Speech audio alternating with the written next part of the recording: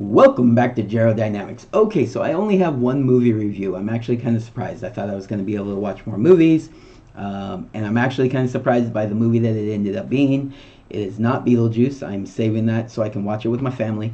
Um, and a couple other videos I was trying to hold off to watch with my family or with my girlfriend by herself. But anyway, so I ended up going and seeing a movie called The Front Room. So I don't know if you've seen the trailers for this or previews for it. Basically, it is kind of a scary movie, kind of marketed that way. It has Brandy in it.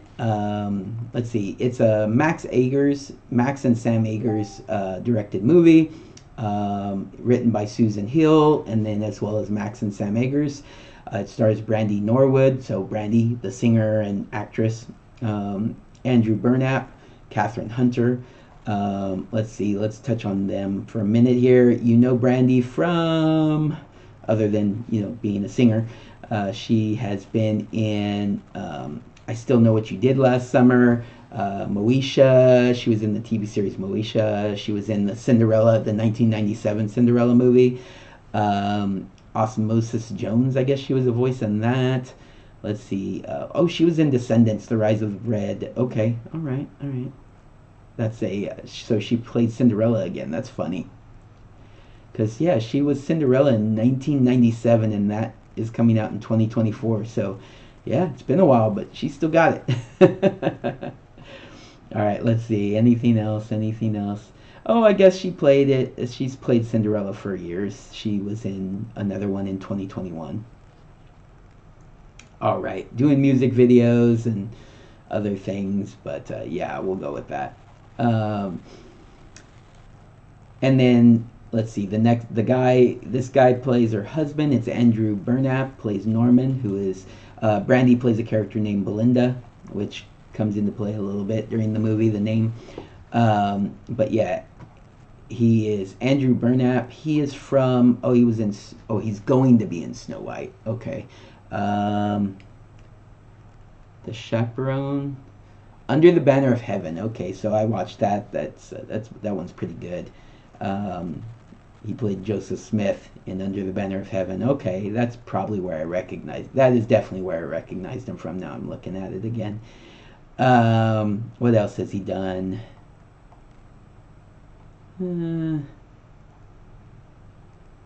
Spare Room. That sounds familiar too.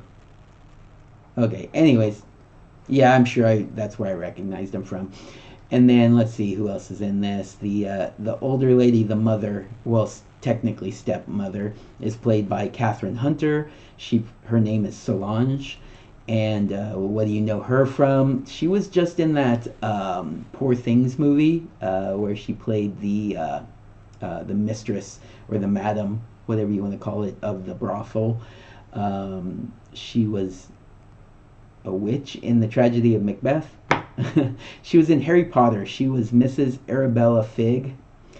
But she's been acting for a long time. She's an older lady. Let's see, what's her first role? Looks like something from 1990. She was Countess in Orlando in 1992. Are any of these bigger? She was in NCIS.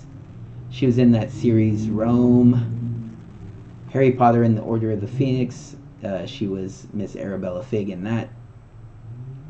Yeah, we'll go ahead and just leave it at that. But yeah, most recently you'll know her from Poor Things if you've seen that. Older lady, pretty creepy, does a good job. All right, and then a couple other characters. Let's see, Neil Huff plays Pastor Lewis. Anybody else that I want to touch on? I don't think.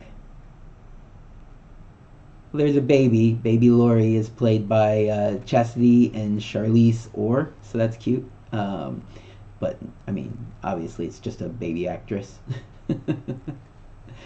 We'll go ahead and leave it at that. We'll leave it at that. But all in all, so basically, the premise is Brandy, Belinda's character, and Norman, Andrew Burnap's character, Norman, are a married couple. She's pregnant, and she is a professor of something, art or art history or something like that. He works for some real estate company, I think. He's a lawyer or something. I can't quite remember.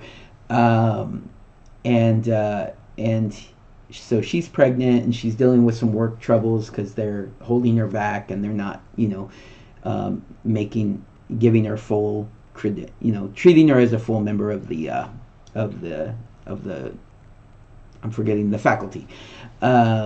And so she's having trouble at work. She's pregnant. She's worried about the baby, and she's worried about how she's going to be as a mom.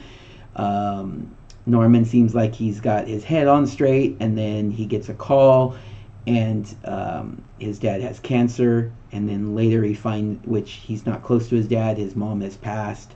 And then you find out that his dad passes, and his stepmother wants him to come to the funeral and to pay respects and those sorts of things. So Belinda talks him into going. He goes. He's ready to leave, and then the Pastor Lewis, talks to him because he knew him from when he was younger, and he wants him to go talk to his stepmother. And so basically, there's a lot of money.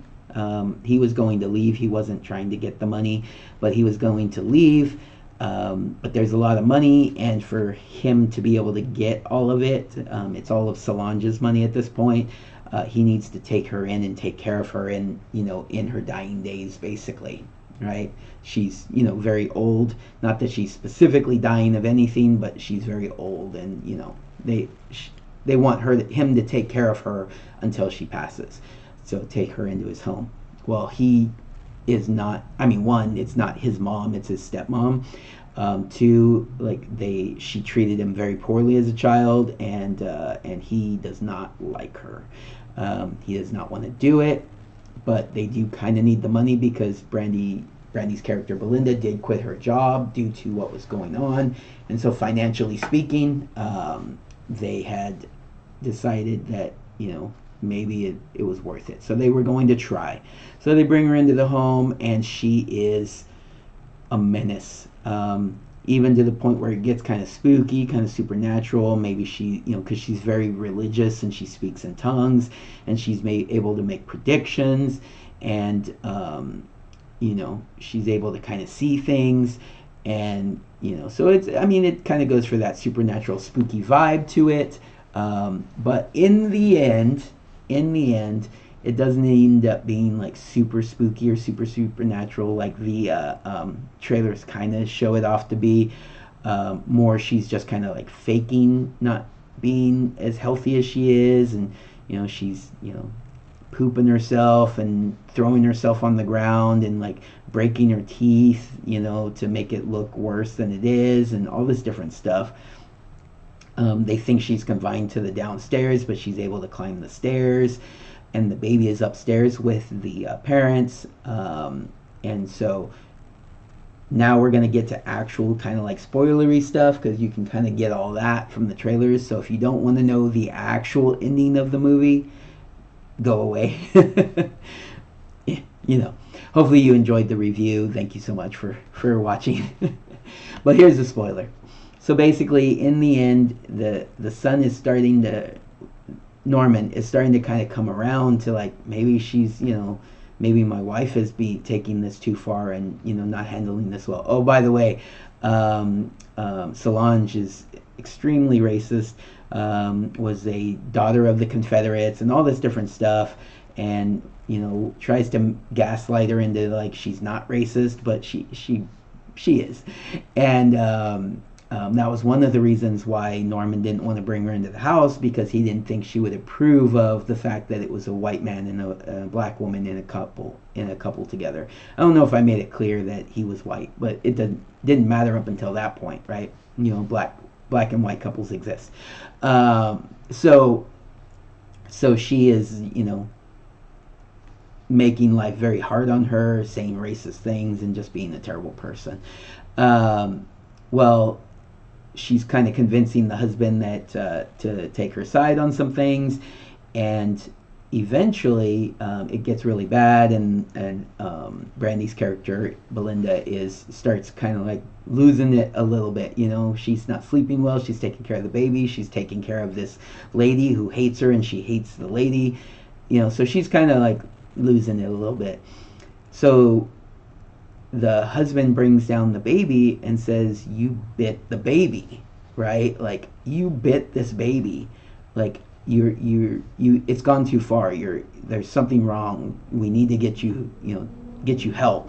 She's like, I didn't bite the baby. Like, what are you talking about? Why would I bite the baby? Like, I didn't, and there's a bite mark on the baby, and he's about to like be all like, you gotta go, or I gotta go, or they're gonna figure something out.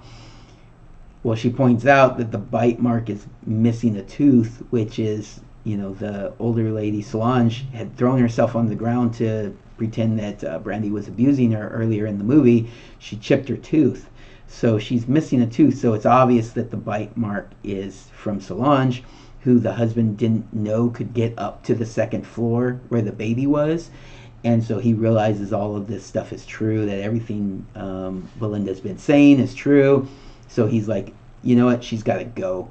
And he tells her, you're going to go, but for tonight we're going to go to bed, and then we'll deal with this tomorrow, but we're kicking you out, right? So throughout the night, Solange is just screaming her head off that, why can't she just die? Why can't she just die? She's super old. She, is pretending that she wants to be dead, right? And then it flashes forward to the morning, and I guess, Belinda's been having trouble getting the baby to latch to nurse the baby. And so finally she's able to get the baby to latch, and she's so relieved and so happy. She knows that Solange is going to be leaving, and the baby is latching, and just her world's getting back to where it should be. And they go downstairs, and they find that Solange has passed during the middle of the night. She is dead. And so they get to just move forward. They have the funeral for her. They cremate her, and they get the money, and they are able to sell the house and buy a new house, and and she gets a new job, and everything happy ending. Every happy endings all around. And then during like the interview process for the job, they do kind of like a flashback to it. During the interview, they ask her, what kind of, why'd she leave her last job, and why'd they move, and all this different stuff, and she's trying to explain the situation she was in with raising the baby and taking care of the stepmother and that sort of thing, right? And they were like, oh, that must have been so hard on you, and how did you make it through it, right? And she's, supposed to do a normal interview answer of explaining like the, how she found the inner strength, right? And it flashes back again to that night where the lady's screaming her head off, and Brandy enters the room, or Brandy's character Belinda enters the room and just freaking puts a pillow on her face and smothers her to death. And so, so apparently, really she killed her. So that's like the scary part, apparently, is Brandy did kind of lose it a little bit, and she just murdered her, straight murked her at the end of the movie. Which, I mean, obviously murder bad, but like this lady, if anybody deserved it, this lady deserved it. So it's kind of still like a happy ending. It's kind of like, I get it. All right. So the movie wasn't terrible. It wasn't great. I wish I had been able to see one of the other movies I wanted to see, but I'm glad I saw it. And if you want to see it. Wait for streaming. It'll be fine for you to watch it on streaming if you're bored one night. All right, everybody, take care. Have a good day.